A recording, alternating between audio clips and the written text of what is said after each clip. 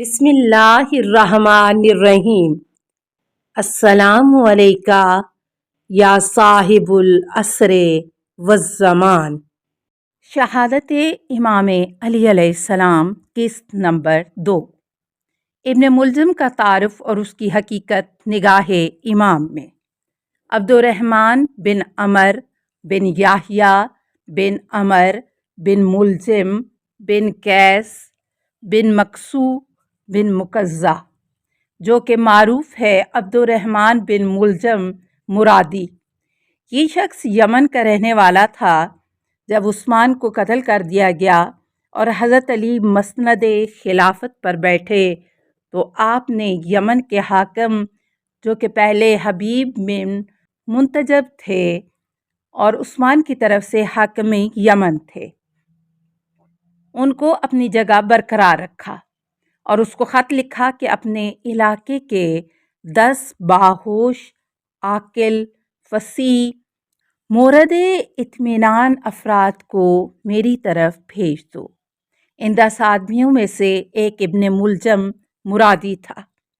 یہ لوگ جب حضرت علی کی خدمت میں حاضر ہوئے اور سلام کے بعد ابن ملجم کھڑا ہوا اور کہنے لگا، السلام علیکہ ایھا الامام العادل والبدر التمام ولیس الحمام والبطل الزرعام والفارس کمکام ومن فضل اللہ علی سائر الایام صلی اللہ علیک وعلی اہلک الکرام اشہد انک امیر المومنین صدقا وحقا وانک وصی رسول اللہ صلی اللہ علیہ وآلہ وسلم من بعدہ۔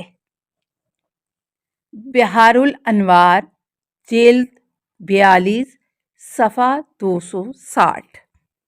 حضرت علی علیہ السلام نے جب اس کے یہ کلمات سنے تو ایک عمیق نگاہ سے دیکھا اور سب کے سب مہمانوں کو ہدیہ اور انعام سے نوازا۔ ابن ملجم کے بارے میں لکھا گیا ہے کہ جب اس نے چاہا کہ بیعت کرے تو 3 دفعہ امام نے اس کی بیعت کو قبول کرنے سے انکار کیا۔ جب تیسری بار آیا تھا، حضرت نے اس کی بیعت کو قبول کیا اور بیعت کے وقت فرمایا، کیا چیز انسان کو متقی ترین فرد بننے سے روک سکتی ہے؟ اس خدا کی قسم جس کے ہاتھ میں میری جان ہے، میری یہ داڑھی میرے خون سے رنگین ہو جائے گی، اور اپنے ہاتھوں کو اپنے محاسن پر پھیرنے لگے۔ الارشاد، جلد 1، صفحہ 11۔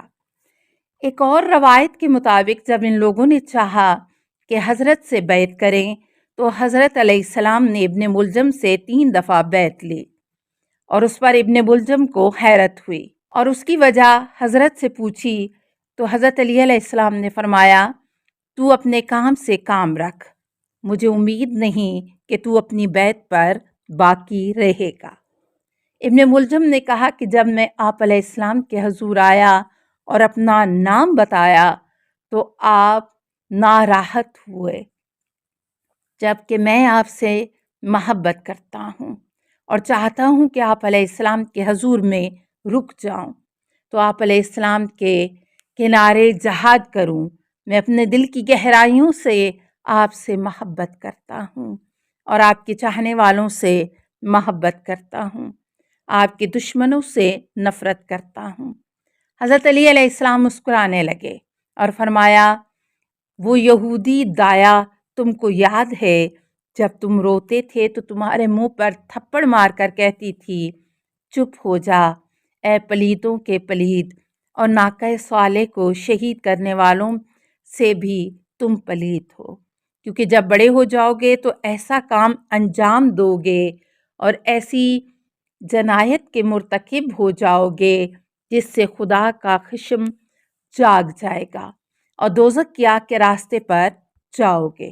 ابن ملجم نے اقرار کیا اور کہا، مگر آپ میرے نزدیک سب سے محبوب ہے۔ حضرت علی علیہ السلام نے فرمایا، جھوٹ نہیں بولتا ہوں اور مجھ سے بھی جھوٹ نہیں بولا گیا ہے اور حق بات کو اپنی زبان پر جاری کرتا ہوں۔ تو میرا قاتل ہے اور بہت جلد میرے سر کے خون سے میرا چہرہ رنگین ہوگا۔ ابن ملجم نے کہا کہ اگر ایسا ہے تو مجھے بہت دور کسی جگہ بھیج دیں یا مجھے قتل کر دیں۔ تو جواب میں حضرت علی علیہ السلام نے فرمایا انہو لا یحل ذالک ان اقتل رجلا قبل ان یفعل بہ شیئا۔ بہار الانوار جلد 42 صفحہ 262۔ جائز نہیں ہے کہ کسی کو قتل کر دیا جائے ایسے کام پر جس کو اس نے ابھی انجام نہیں دیا ہے۔ ابن ملجم کوفہ میں ساکن ہوا اور جنگ نہروان میں حضرت علی علیہ السلام کے ساتھ شریک ہوا، اور جنگ نہروان میں حضرت علی کی کامیابی کی خبر لے کر کوفہ میں داخل ہوا، اور یہ خبر لے کر جب قبیلہ بنی تمیم کے محلے میں پہنچا تو اس کو کتام نے اپنے گھر دعوت دی اور نہروان میں قتل ہونے والوں کی خبر پوچھی، اور جب سنا کہ حضرت علی علیہ السلام کے ہاتھوں اس کا باپ، بھائی اور چچا مارے گئے ہیں تو اس نے ابن ملجم کو اپنے عشق اور خوبصورتی کے جال میں گرفتار کر لیا، اور شادی کے لیے جو شرائط اس نے رکھیں ان میں سے ایک شرط حضرت علی علیہ السلام کو شہید کرنا تھی، جو اس نے عشق کی دیوانگی میں قبول کر لی۔ خلاصہ تاریخ از واقعہ رمضان۔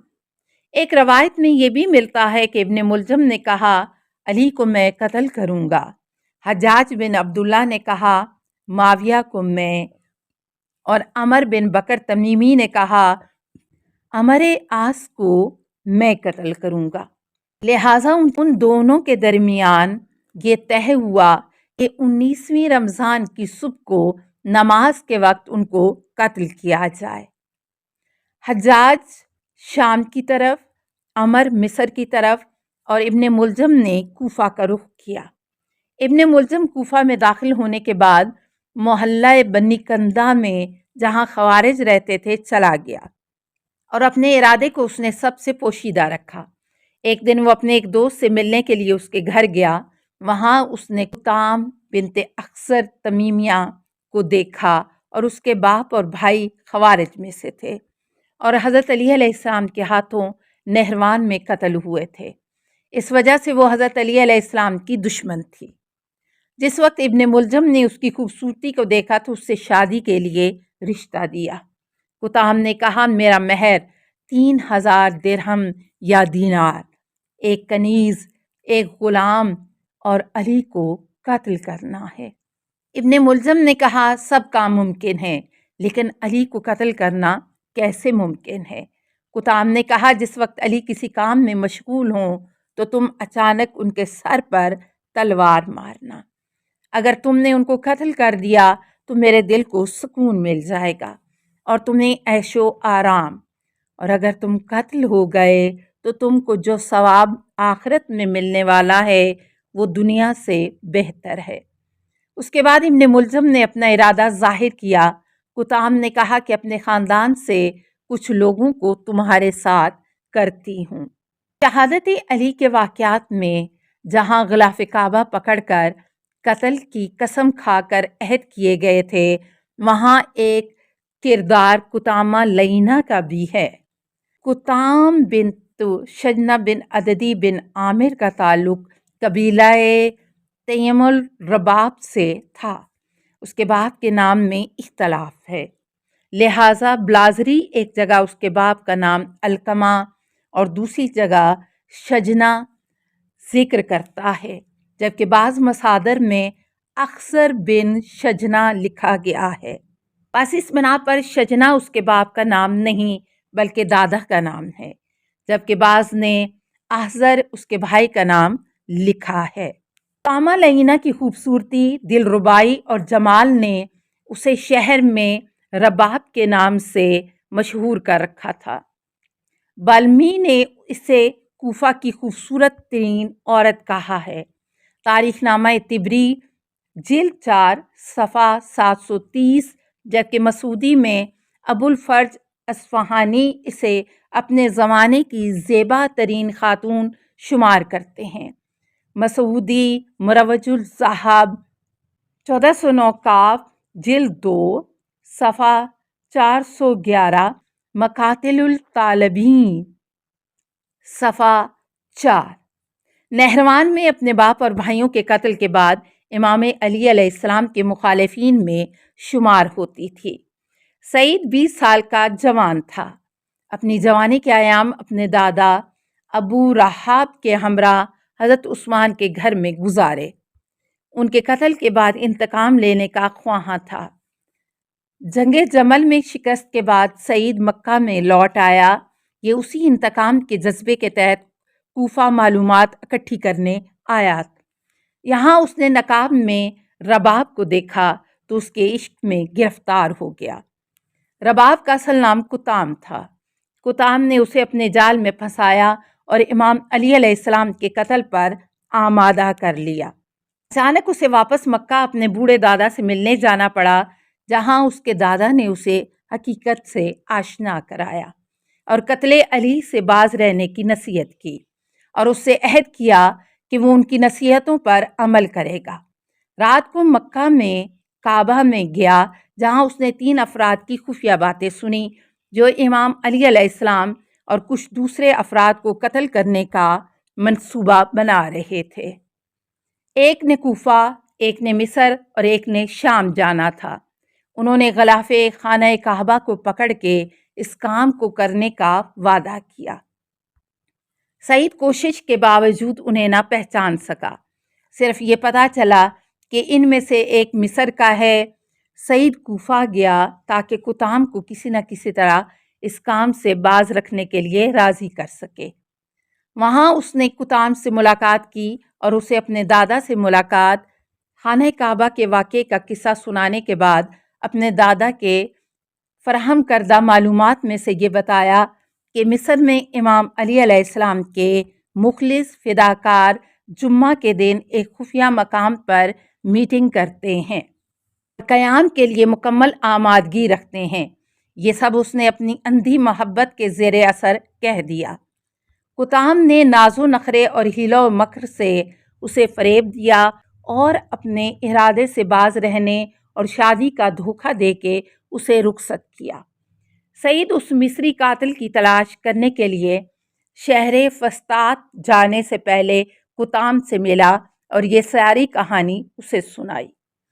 उनके जाने के बाद कुताम ने अपने गुलाम वरदान को कहा कि वो मिस्र जाए और सईद के पहुंचने से पहले वहां अमर आस को उसके कत्ल की खबर पहुंचाए और सईद और उसकी कज़न अब्दुल्लाह के बारे में बताए ताकि वो सईद को कत्ल कर दे या फिर कैद, ताकि वो तारीख आ पहुंचे जिस दिन इन 3 अफराद ने उन 3 अफराद को कत्ल करना है और सईद ये खबर अली तक ना पहुंचा सके। इस तरह किसी को उनके इरादे की खबर भी ना हो पाती और उनका काम भी हो जाता। जाने से पहले उन्होंने किसी तरह सईद के हाथ का लिखा हुआ मुआहिदा इमाम अली अलैहिस्सलाम के करीबी अफराद में से किसी के हवाले कर दिया। सईद अपनी कज़न अब्दुल्ला के साथ फस्तात पहुंचा और मुहिब्बाने अली अलैहिस्सलाम में से किसी को तलाश करने लगा। ऐनुश शम्स में उसका कज़न अब्दुल्ला जब खुफिया जलसे में इमाम अली अलैहिस्सलाम के बारे में किए गए मंसूबे के बारे में बता रहा था, उसी लम्हा छापा पड़ा और सब गिरफ्तार हो गए, क्योंकि उनसे पहले कुताम का गुलाम वहां पहुंच चुका था। सईद अब्दुल्ला की तलाश में ऐनुश शम्स की तरफ गया। रास्ते में एक और हादसा हुआ और उसकी मुलाकात खौला नामी एक लड़की से हुई, जिसके बाप ने अब्दुर्रहमान मुलजम मुरादी के लिए 1000 दिरहम में तलवार बना के दी थी और 1000 दिरहम के जहर उस पर लगाया था। उसने सईद को अपने बाप और इब्ने मुलजम मुरादी की मुलाकात की तफसीलात बताईं। सईद ने वहाँ से खौला की मदद से अपनी जान बचाई। वहाँ कूफा में इब्ने मुलजम को कुताम ने अपनी खूबसूरती के जाल में फंसा लिया था और उसे शादी का महर इमाम अली अलैहिस्सलाम का सर रखा था। इब्ने मुलजम ने उसे बताया कि वो उसी काम के लिए यहाँ आया है। फस्तात में सईद खौला के गुलाम बिलाल के साथ कूफा इमाम अली अलैहिस्सलाम को खबर देने के लिए आ रहा था और यहाँ से कुताम ने अपने गुलाम वरदान को कहा था کہ وہ کوفہ سے باہر فسطاط سے آنے والے راستے میں ہی ان کا کام تمام کر دے، مگر یہ نہ ہو سکا۔ ابن ملجم ماہ رمضان المبارک کی 19 کی شب مسجد کوفہ میں پہنچ گیا۔ جب سعید کو رات کو دیر گئے یہ خبر دینے کے لیے وہاں پہنچا تو اسے اس کے سابقہ معاہدے کی کاپی ملنے کی وجہ سے گرفتار کر لیا گیا۔ اس کی کوئی بات نہ سنی گئی اور اس طرح ابن ملجم اپنے کام میں کارگزار اور امام علی علیہ السلام شہید ہو گئے۔ صبح جب سعید کو کمرے سے نکالا گیا تو پھر فائدہ نہ تھا۔ امام علی علیہ السلام کی شہادت کے بعد کتام لبابہ کے ساتھ خولہ سے بدلہ لینے کے لیے فسطاط کی طرف گئی اور وہاں عمر بن عاص سے ملاقات کی، جہاں بعد میں خولہ نے ان کے تمام منصوبہ سے بہت بہادری کے ساتھ پردہ چاک کیا۔ عمر عاص نے انہیں زندان میں ڈال دیا، جہاں سے کتام کے غلام نے انہیں حفاظت پر مامور افراد کو قتل کرنے کے بعد آزاد کرایا۔ زندان میں کتام نے اپنے غلام کے ساتھ مل کر لبابہ کو قتل کر دیا۔ نہروان میں شکست کے بعد اس کے کچھ رشتہ دار دمشق چلے گئے تھے۔ وہ ان کی طرف جانے والے راستے میں غوط کے مقام پر جا پہنچی، جہاں سعید اپنے دوستوں کے ساتھ پہلے سے رکا ہوا تھا۔ کسی کو ایک دوسرے کے وہاں موجود ہونے کی خبر نہ تھی۔ خولہ کے غلام بلال نے انہیں وہاں دیکھ لیا اور موقع پا کے اس نے پیچھے سے کتام کو پکڑ کے جا لیا۔ اس لمحہ کتام نے بلال سے کہا کہ میں جوان ہوں اور ایک تیرے جیسے جوان کو چاہتی ہوں۔ بلال اس کے جال میں نہ پھنسا۔ بلال نے کہا کہ یہ علی ابن ابی طالب کے قتل کا انتقام ہے۔ یہ کہا اور اس کا سر کاٹ کے عبداللہ کے پاس لے آیا۔ وہ فوراً وہاں سے فسطاط کے لیے روانہ ہو گئے، جہاں اس کی خولہ سے شادی ہو گئی۔ کچھ عرصہ وہاں رہنے کے بعد یہ سب مکہ واپس آئے۔